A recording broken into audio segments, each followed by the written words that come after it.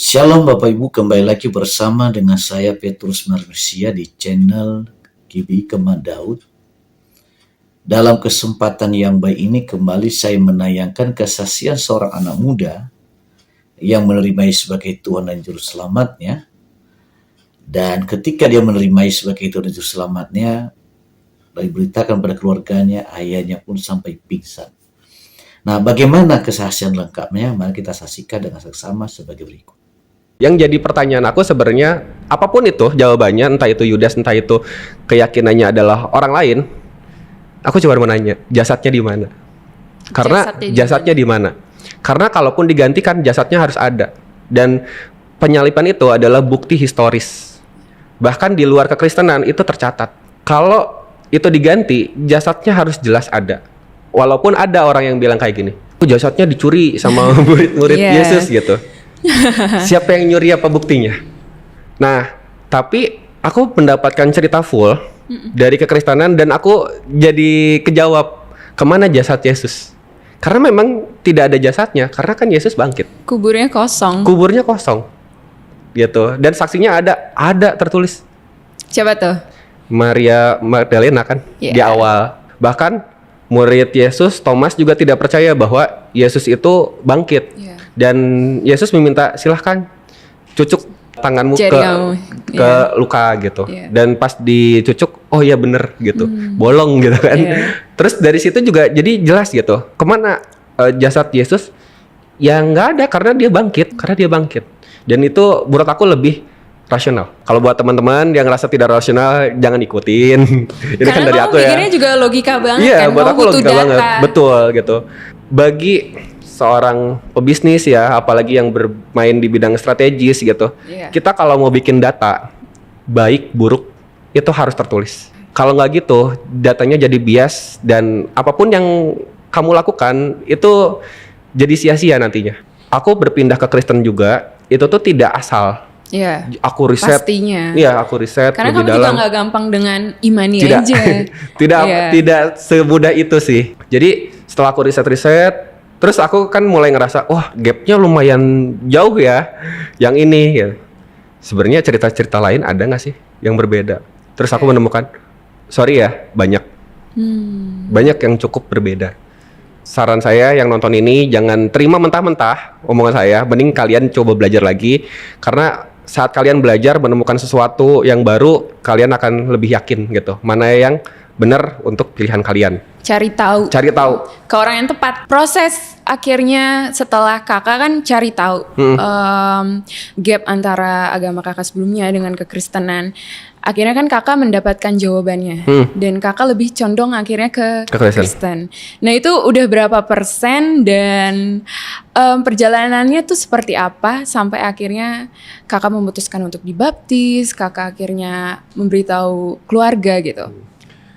Setelah aku dapetin semuanya, hati aku udah kena, logika aku juga udah oke, aku yakin nih gitu sama kekristenan ini.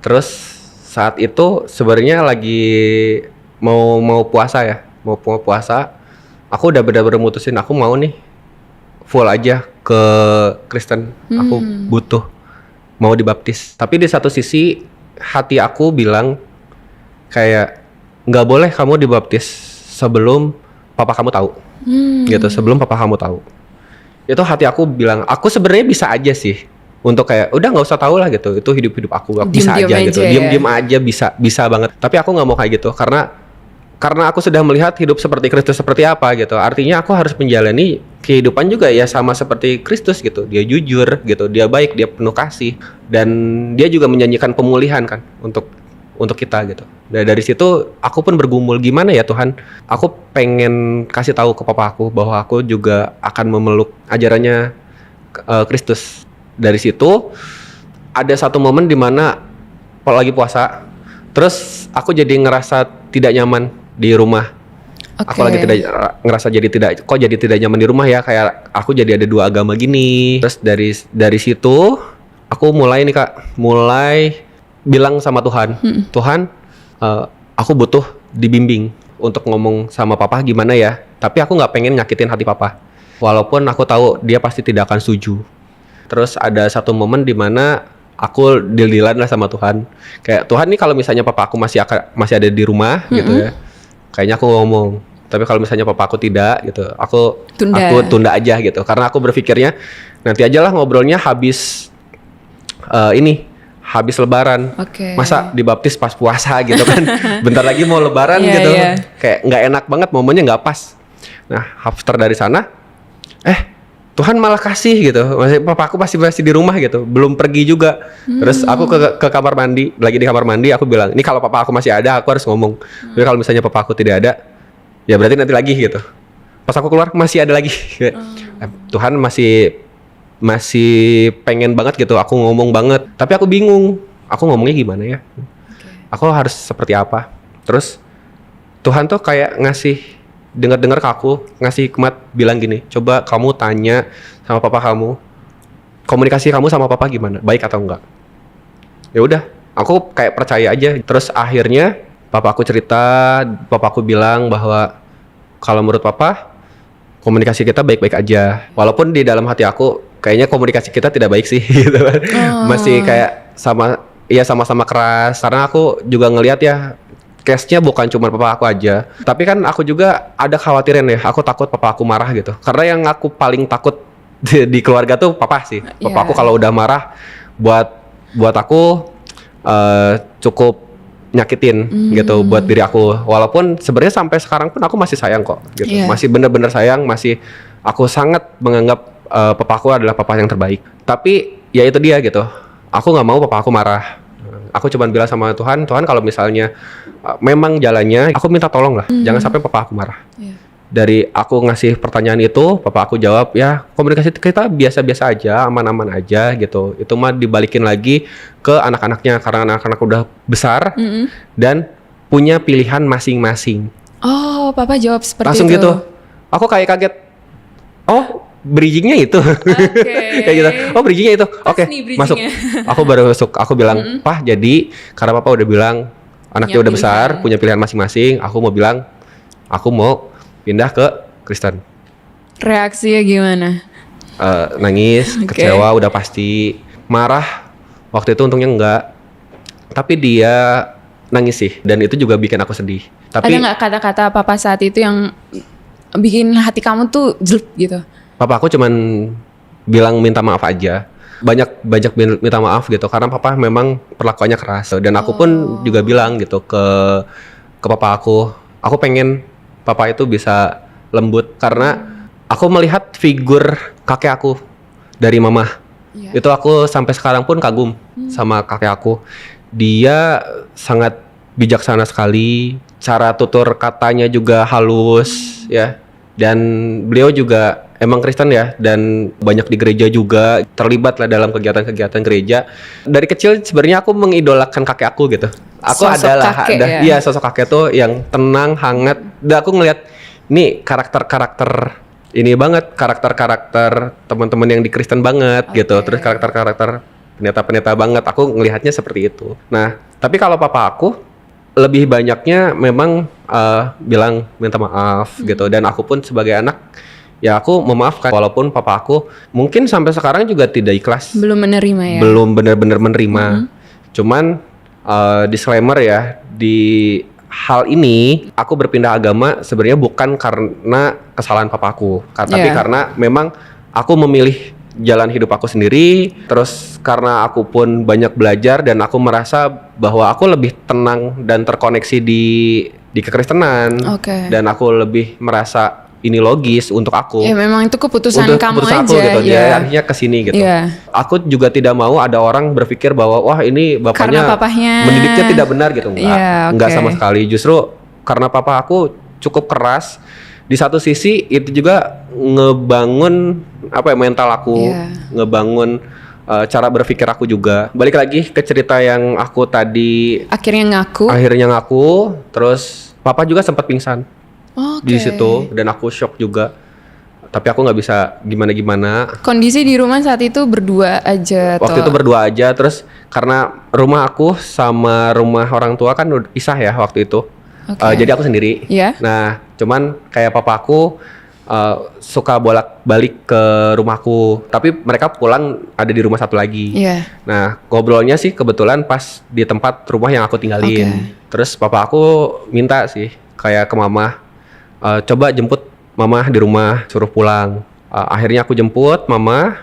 Ya akhirnya kita jadi kayak ngobrol aja gitu, kayak pengakuan dosa semuanya apa yang kita rasakan. Aku berpikir kejadian itu jadi pemulihan yang luar biasa gitu untuk keluarga aku. Oke, tapi setelah kejadian itu apakah ada pertentangan atau akhirnya mungkin kakak dibatasin untuk ke gereja, untuk beribadah? Enggak, karena jujur terus terang saat kita benar-benar percaya sama Tuhan, tahu Roh Kudus itu apa, Tuhan itu membuka jalannya dengan luar biasa. Jadi kakak sama sekali nggak ada konflik setelah Saat kejadian ini itu?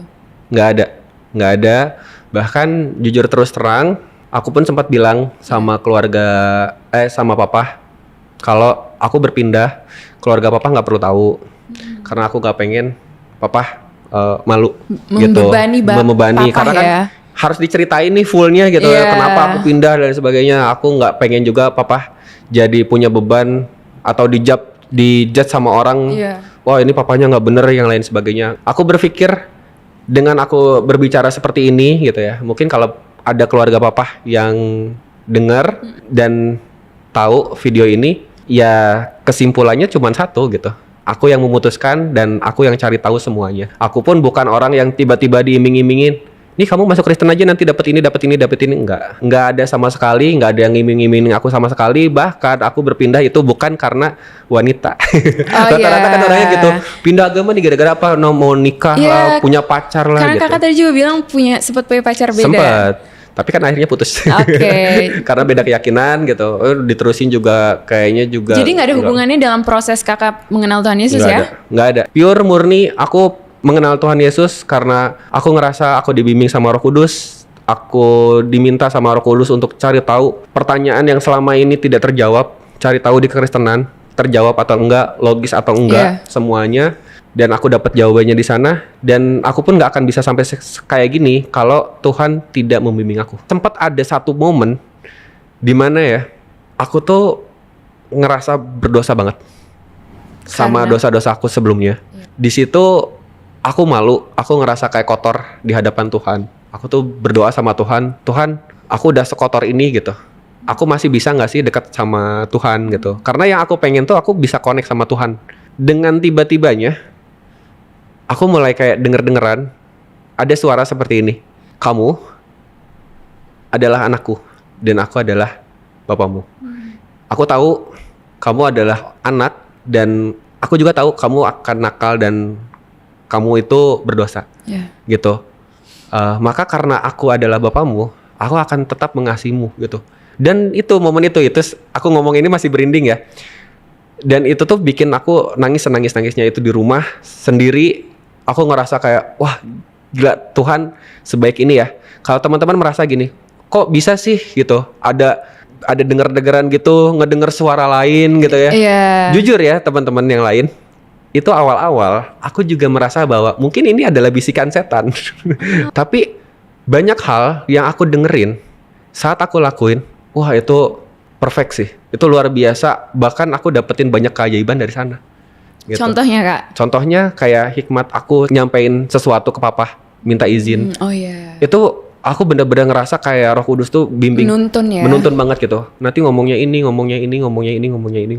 After dari sana, kayak soal pekerjaan aku yang tadinya udah aku tidak bisa mengikhlaskan apa yang terjadi sebelumnya, karena aku pun pernah ada di titik yang jatuh dan aku tidak ikhlas gitu dengan kejadian itu. Terus Tuhan mulai memberikan pemulihan sedikit demi sedikit ya, terus mulai memberikan juga teman-teman yang saling support, dan itu menurut aku hal yang luar biasa.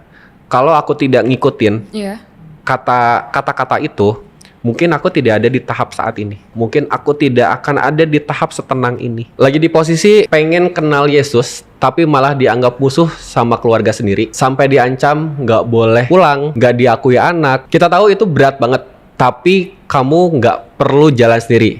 Kita siap jadi keluarga baru kamu buat dengerin cerita kamu. Kamu bisa chat kita di WhatsApp 0822 1500 2424 atau DM Instagram dan TikTok Superyouth atau klik link di deskripsi ya. Kita tunggu ya. Yuk lanjut denger ceritaku. Momen apa sih yang akhirnya bikin kakak yakin banget untuk ikut Tuhan Yesus?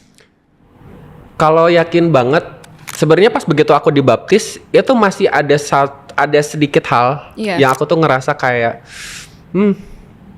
yakin nggak ya? Ya yakinin lah. Masih ada sebenarnya. Setelah dibaptis itu? Setelah dibaptis itu masih ada. Masih ada. Secercah itu tuh masih ada. Bahkan karena gerejaku Pentakosta Karismatik, dan dia ada bahasa roh. Aku tuh sempat berpikir bahwa ini orang-orang pada bisa bahasa roh tuh gimana sih? Mempertanyakan hal itu juga. Kan, kayak, kok bisa sih? Terus aku juga nanya kan ke mereka, bahasa roh gimana sih? Coba ajarin. Terus mereka bilang, nggak bisa diajarin itu mah. Itu mah gimana Tuhan aja kalau Tuhan ngasih gitu. Terus aku mikir, emang sepowerful itu? Tapi aku juga mau dong tuh. Masa Tuhan pilih kasih? Aku bilang kayak gitu. Jadi masih ada pergumulan itu tuh masih ada gitu sedikit-sedikit. Momen yang bener-bener aku bilang klik, Tuhan ini jalanmu dan ini kuasamu besar banget. Dibanding, mohon maaf ya, Tuhan-Tuhan yang lain, ini Tuhan di Kristenan tuh luar biasa menurut aku. Di momen dimana aku akan bercerita, sebenarnya mama aku tuh sakit. Boleh di-share gak sakit apa? Bisa dibilang diguna-guna orang. Oke. Dan itu dari aku masih SD kelas 6. Sekarang aku udah kerja, aku berarti udah 28 tahun. Udah bertahun-tahun. Jadi diguna-guna orang, bisa dibilang lah ya, kalau misalnya dari yang server sebelah disebutnya ada jinnya gitu kan, ada jinnya gitu. Dan aku berpikir juga memang nyata. Makhluk gaib itu ada. Gitu. Makhluk roh itu ada dan dia ngeganggu, iya, betul dia mengganggu.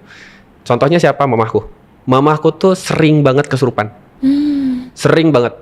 Kalau ada hajatan, kalau lewat kuburan ya, terus ada keluarga kita meninggal gitu, itu ada aja kejadian. Tetangga bikin hajatan itu tuh tiba-tiba mama aku tuh meraung-raung gitu tuh ada. Jadi buat teman-teman yang ngerasa wah itu kesurupan tuh bohongan gitu. Kesurupan itu bisa terjadi ke orang-orang tertentu, terutama yang rohnya tidak kuat menurut aku ya. Yang rohnya tidak kuat jadi bisa masuk tuh ke sana gitu. Dan mama aku tuh udah berkali-kali dan itu bertahun-tahun. Mama aku udah ke orang bisa kemanapun ya, bahkan ke yang pinter di server sebelumnya, tapi tidak kunjung sembuh. Tokoh agama gitu, tapi tidak kunjung sembuh. Jadi lagi.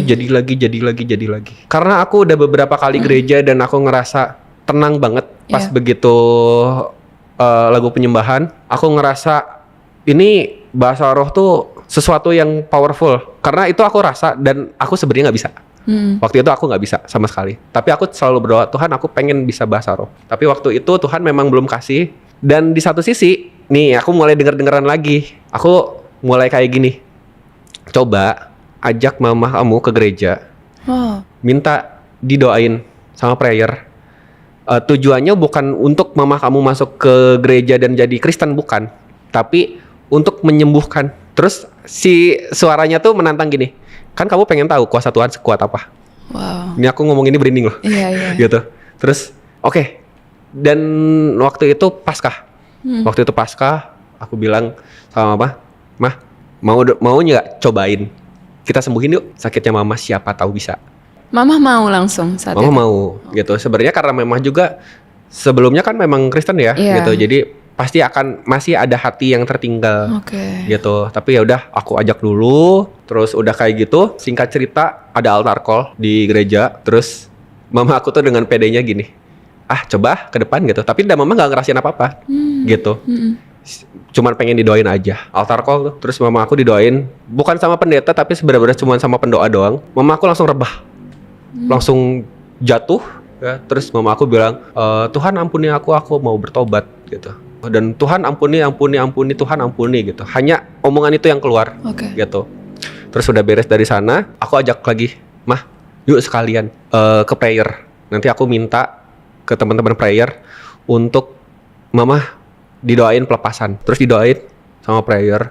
Terus kita mulai berbahasa roh. Dengan sendirinya, aku bisa berbahasa roh di situ. Karena ke bawah kan. Dan itu aku nggak bisa berhenti ngomongnya. Ngomong apa aku nggak bisa berhenti, tangan aku kayak gerak sendiri, kayak ngegituin mama gitu ya. Dan mama aku mulai kayak kesurupan lagi di prayer room itu dan bilang ya, siapa yang bikin dia seperti itu. Ya. Namanya nggak usah disebut ya, gitu. Namanya nggak usah disebut gitu. Jadi adalah gitu di masa lalunya mama itu yang bikin mama kayak gitu. Orang itu. Terus mama juga dengan tidak sadar ngomong seperti ini. Aku udah bikin kamu, udah ngusahain kamu untuk tidak ke gereja. Kenapa kamu sekarang ke gereja lagi? Gitu. Ngomong Jadi ke kamu. Iya, jadi di dalam diri mama tuh kayak ada roh yang dia bilang seperti itu. Oh, di situ kita prayer-prayernya makin kenceng kan doanya. Kamu harus keluar gitu dengan kuasa darah Yesus lain sebagainya. Cukup lama ya, sekitar 30 menitan. Beres dari sana, mama aku bener-bener jadi tenang dan beda dari yang lain karena mama aku udah ngerasain kesurupan itu beberapa kali. Bertahun-tahun. Ada momen terus kayak gitu dan hatinya itu selalu khawatir. Terus kalau misalnya disembuhin, mama aku tuh selalu habis energi, langsung capek, langsung nggak enak badan, nggak enak ngapa-ngapain. Tapi pas kemarin, mama aku dilakuin pelepasan, terus mama aku bilang kayak gini, kok mama jadi enteng ya? Jadi tenang, kayak jadi nggak ada beban gitu. Dan pulang dari situ kita masih bisa makan gitu, ke tempat yang lain. Dulu mah kalau udah kejadian kayak gitu, itu seharian tuh bisa nggak ngapa-ngapain banget karena ritual kayak ya waktu itu di agama sebelumnya. Oke. Sebenarnya sama sih, ada doa-doa aja gitu. Itu ya sama. Cuman dari situ aku tuh coba ngetes gini. Mah, coba ya. Jalanin, rasain akan ada kesurupan lagi nggak gitu ke depannya. Puji Tuhan ya, sampai sekarang nggak. Udah berapa lama tuh berarti kalau sampai sekarang? Dari pasca kemarin. Iya. Sampai sekarang, mama bilang kok ke aku, ya mama jadi lebih tenang, nggak sepanik dulu gitu. Terus udah nggak ngerasain kayak tiba-tiba ada yang mau masuk atau kayak gimana. Rasa gelisah yang biasa dirasain? Udah nggak ada. Makanya aku bilang, wah, ini kuasa Tuhan segininya ya gitu. Bertahun-tahun loh aku bilang, Tuhan, aku bertahun-tahun gitu. Aku harus ngelihat mama aku harus kesurupan kayak gini. Dulu aku kayak karena aku makhluknya logik ya. Iya. Gimana sih rasanya kesurupan? Bener-bener nggak ada sama sekali. Puji Tuhan banget. Wow. Gitu. Jadi itu yang menjadi momen akhirnya kakak percaya banget sama Tuhan Yesus. Sangat percaya banget karena kuasanya juga sudah sebesar itu. Dan mungkin juga cara-cara Tuhan memperkenalkan dirinya ke kakak untuk kakak percaya kepada Tuhan Yesus tuh juga sesuai dengan kakak kan logika banget ya. Karena rata-rata orang yang mencari tentang Tuhan Yesus itu lewat mimpi. Sementara kan kakak nggak sama sekali nggak pernah. Dimimpiin ya sosok Tuhan Yesus. Justru semua hikmat Tuhan yang datang itu di saat aku sadar. Dan berbentuknya itu semua adalah kalimat pertanyaan. Iya. Kenapa begini? Coba cari tahu. Coba kamu cari tentang ini. Dan itu tuh selalu ada gitu. Dan pada kesimpulannya, menurut keyakinan aku, pilihan aku saat ini udah lebih tepat gitu. Wow. Saat ini aku merasa keluarga aku jauh lebih baik lagi. Walaupun di satu sisi aku beda sendiri ya di keluarga, aku stay dengan pendirian aku. Jadi aku benar-benar sendiri nih gitu di dalam keluarga itu yang Kristen. Tapi aku menikmati hal tersebut gitu. Sampai sekarang honestly aku pun tidak menyangka aku masuk ke Kristen. Karena dari kecil aku seradikal itu sama Kristen gitu. Seanti itu gak sih? Seanti itu dan apa sih gitu, kalian ngapain ibadah nyanyi-nyanyi? Harusnya jadi kepala aku aja bergumul dengan ya satu data yang aku cuma dapetin dari satu sumber itu gitu. Padahal saat kita mau dapet jawaban yang paling tepat, kita harus bisa ngumpulin data sebanyak-banyaknya. 2 itu kurang. Kalau bisa 10. Tapi minimal kamu perlu ada 2 pendapat gitu. Terus jujur terus terang ya, ini mungkin aku nyampaikan ke teman-teman. Kalau kalian mau belajarlah dan jangan mendebat. Karena jujur terus terang, pertanyaan-pertanyaannya biasanya kalau di debat, pertanyaan-pertanyaan yang dilontarkan adalah pertanyaan-pertanyaan yang konyol. Buat aku konyol. Kenapa harus kita nyembah Yesus? Kenapa kalian ibadahnya nyanyi-nyanyi? Itu menurut aku konyol. Karena kalian pun tidak membaca Injil. Coba baca deh. Semua pertanyaan kalian, apapun itu, ya, nggak usah baca Bible full. Injil aja 4. Matius, Markus, Lukas, Yohanes. Gitu. Hanya 4 itu. Contoh aja, ini menurut aku pertanyaan yang menurut aku konyol. Salah satu pertanyaan konyol adalah Yesus itu tidak makan babi. Gitu. Babi itu haram. Kenapa kalian pada makan babi? Gitu. Oke, kalau ini jawabannya tidak ada di Injil. Ada, tapi kamu harus mundur lagi. Kamu nanti buka, ada Imamat 11. Di situ diceritakan apa aja yang halal dan haram. Nah, Yesus bukan cuman tidak makan babi, tapi dia juga tidak makan unta. Dia juga tidak makan hewan laut yang tidak bersisik. Kayak gitu. Tapi kan teman-teman juga makan ya, kayak belut gitu. Terus salmon itu kan makan tuh. Terus di teman-teman yang di Arab juga unta tuh halal gitu. Kenapa kalian mempermasalahkan hanya babi gitu? Kita bisa jawab sih sebenarnya gitu. Dan setelah kalian baca Imamat 11, kalian akan menemukan jawabannya nanti di Injil. Di situ juga disebutkan bahwa bukan masalah haramnya tuh bukan di makanannya gitu. Karena yang jadi permasalahannya tuh yang haram justru apa yang dikeluarkan sama kitanya gitu. Maksudnya yang dikeluarkan tuh apa? Ya omongannya kita, apa yang jadi buahnya kita buat orang lain, itu yang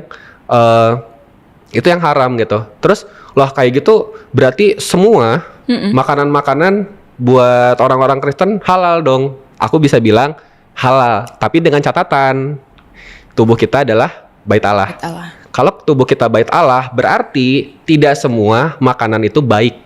Halal, tapi tidak semua makanan itu baik. Contoh, nge-vape, merokok, alkohol. Ini kita kayak ngomongin alkohol ya. Alkohol boleh nggak sih orang-orang Kristen minum alkohol? Boleh, gitu. Tapi di Alkitab atau di Bible juga disebutkan bahwa celakalah kamu yang jago meramu minuman, gitu. Dan mereka jago mabuk gitu. Artinya apa? Ada batasan tertentu. Dan itu aku tahu semua itu hikmat jujur itu dari Tuhan. Dan karena mungkin kakak juga mempertanyakan hal itu nggak sih dulu? Iya, aku juga mempertanyakan itu. Nih orang-orang Kristen aman nih semua dimakan gitu. Berarti belalang misalnya atau kalajengking gitu kan di Thailand ada kayak gitu ya gitu. Jadi boleh itu mungkin pertanyaan yang teman Super Youth lagi nonton juga mungkin timbul pertanyaan itu kayak. Iya, gitu. Justru menurut aku hukum-hukum di kekristenan. Saat kita bisa mempelajari dengan benar dan kita juga bisa pakai akal pikiran kita ya. Tapi bukan mencari kesalahan nih gitu. Benar-benar kita berhikmat dengan hukum tersebut, itu tuh enak banget gitu untuk dijalanin dan itu logis banget. Lagi di posisi dimana kamu biasanya pakai logika banget buat mempercayakan segala hal, tapi tiba-tiba hati kecilmu terus-terusan pengen banget kenal sama Yesus. Di satu sisi pikiran logismu perang batin, di satu sisi lainnya ada ketakutan setengah mati kalau sampai ketahuan orang tua dan dijauhi. Kamu nggak perlu nanggung beban ini sendiri ya. Kita siap dengerin semua keraguan dan cerita kamu dengan tangan terbuka. Jangan dipendem sendiri ya.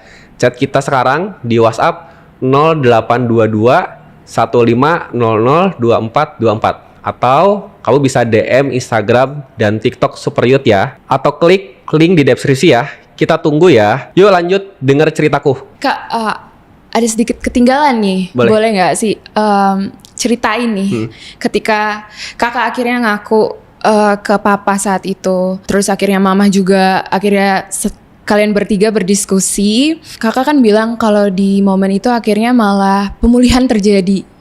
Kalian saling memaafkan, saling terbuka satu dengan yang lain. Boleh nggak ceritain momen itu kayak gimana sih? Di momen itu sebenarnya aku, papa aku, mama aku sama adik aku, kita emang ngobrol bareng, kita ngeluarin semua apa yang ya jadi unek-unek kita selama ini. Dan setelah itu kita juga minta, terutama aku ya, minta ke papa untuk bapak jadi pribadi yang lebih lembut, lebih sabar, lebih dekat dengan anak-anaknya. Dan Tuhan juga bantu hal itu terjadi di papa. Aku melihat papa juga punya perkembangan yang luar biasa saat ini. Aku pun tidak memaksa entah itu papa atau mama harus masuk ke Kristen gitu, karena itu kan keyakinan masing-masing ya gitu. Tapi pemulihan itu terjadi yang paling kelihatan itu dari papa sama mama. Dari mama, dia udah tidak sekhawatiran dulu, terus juga udah tidak kesurupan lagi, lebih tenang juga dalam mengambil keputusan. Papa pun sama gitu. Saat ini komunikasi aku sama papa juga jadi lebih bagus daripada sebelumnya, gitu. Dan pengaturan nada bicara papa juga jauh lebih oke saat ini, dan aku mensyukuri hal tersebut. Dan aku pun tahu papa aku berusaha untuk memperbaiki dirinya. Gitu. Mungkin terakhir Kak. Pesan untuk sahabat Superiat yang lagi menonton, mungkin mereka lagi ada di persimpangan juga sama kayak kakak waktu itu, ganjel banget nih. Apa pesan kakak buat mereka?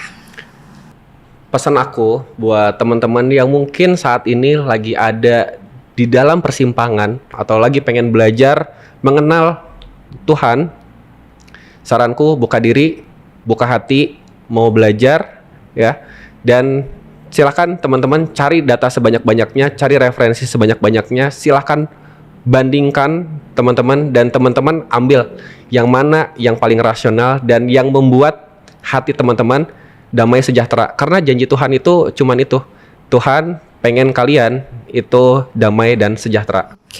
Buka diri, buka hati, dan jangan lupa juga untuk cari sumbernya, referensi dan orang yang tepat ya. Orang yang tepat. Ingat ya, carinya yang orang tepat. Orang yang tepat. Jangan nggak tepat. Kalau nggak tepat, makin nyasar nanti kita. Malah makin bingung makin ya. bingung kemana-mana gitu. Bahkan boleh kok untuk kayak carinya, oh yang ini orang yang A, orang yang tepat, yang B, orang yang tepat, yang C, orang yang tepat. Banyakin aja, tapi yang tepat gitu semuanya. Atau ya seperti kakak ketemu Kak Aya ya tadi. Yang mungkin relate ya. Kurang lebih perjalanan hidupnya sama nih. Betul, gitu. Dan aku pun nggak berhenti di Aya ya. Jadi di gereja pun aku dekat dengan para pendeta muda juga. Aku ngobrol di sana. Aku cari referensi. Yang penting kalian tetap mau belajar. Gitu. Dan merendahkan hati juga ya. Merendahkan hati gitu. Jangan tiba-tiba kayak saya ya kemarin-kemarin kan langsung debat. Justru Tuhan tuh nggak mau kasih jawabannya langsung. Jadi nggak masuk. Yang saya rasakan kan hatinya udah dikasih dulu ke Tuhan, baru Tuhan kasih semuanya. Tapi kalau kita nggak kasih hati dulu sama Tuhan, ya gimana Tuhan mau kasih semua jawaban yang kita mau? Gitu. Karena pasti kalian akan nolak lagi.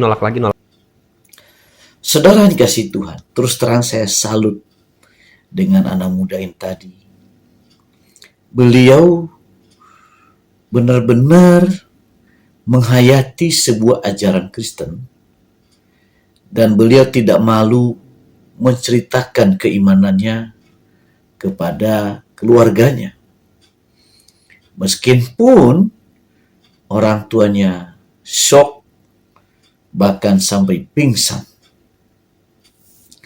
Saudara, seseorang yang menggunakan kecerdasannya, mempelajari Alkitab, mencari kebenaran dengan yang sebenarnya, ya, yang lahir dari hatinya, maka percayalah, dia akan terima Yesus sebagai Tuhan dan Juru Selamatnya, dan keyakinannya, keimanannya tidak tergoyahkan. Beda dengan orang-orang yang meninggalkan Kristen, yang tadinya cerdas tiba-tiba bodoh. Ya, banyak yang mualaf-mualaf, misalnya seperti Don Ditan, seperti Ustadz Kainama, dan banyak lagi, saudara. Mendadak mereka bodoh semua, dan kebodohan itu muncul pada waktu mereka bertanya. Nah, ketika mereka berdialog, ya, saya juga nggak tahu kenapa mendadak bodoh begitu, ya itu ya kita nggak ngerti ya. Artinya Tuhan mencabut kecerdasan mereka. Ya, akan ada yang mati mendadak, ada yang kecelakaan tiba-tiba, ada yang mati muda, pokoknya banyak hal. Ya, kenapa? Ketika mereka meninggalkan Yesus, mereka pun jauh dari perlindungan. Nah, biarlah saudara, kesaksian anak muda tadi menguatkan kita untuk berpegang teguh terhadap iman percaya kita kepada Kristus sampai akhir hayat hidup ini. Jangan pernah mundur, jangan pernah mau digoyahkan oleh apapun, bahkan kesulitan sekalipun. Berjuanglah, jangan pernah meninggalkan Yesus. Tuhan mengasihi kita dalam keadaan berlimpah-limpah, dan juga Tuhan berkati kita dalam situasi kekurangan sekalipun. Demikian tayangan sekali ini, sampai ketemu di tayangan selanjutnya. Terima kasih dan Tuhan memberkati. Shalom.